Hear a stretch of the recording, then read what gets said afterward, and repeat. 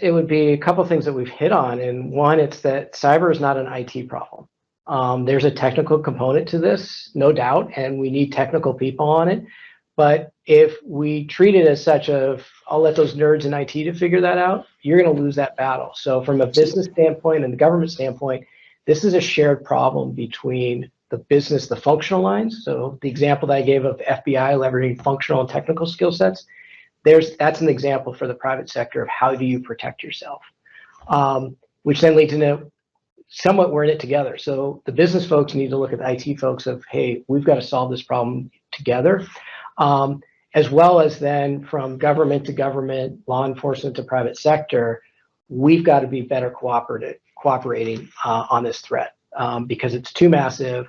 And if you think about whenever you build something, the weakest part of the seams, and that's where the adversary exploits us.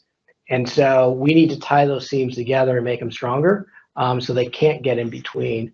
And then that little things matter. So when you're protecting yourself, being careful about what you click on, having antivirus on your home network, being cognizant of your surroundings, all those things are helpful. Reporting to law enforcement when these things happen.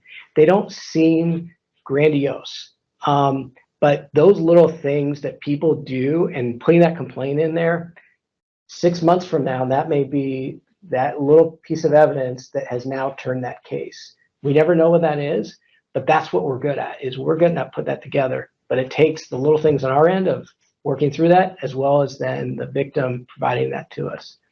And I think the last part is that, the adversary, and I've said a couple times, the adversary is adaptive. They will continue to evolve their tactics, their procedures based off what we do. So to think that there's some sort of panacea or there's some sort of specific technology, well, if I implement this, it's going to solve the problem. It's not.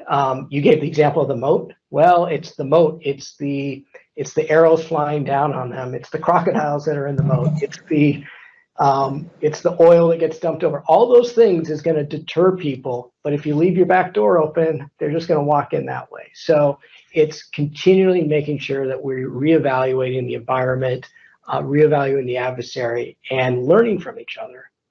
That's probably the biggest takeaway for me. Brilliant.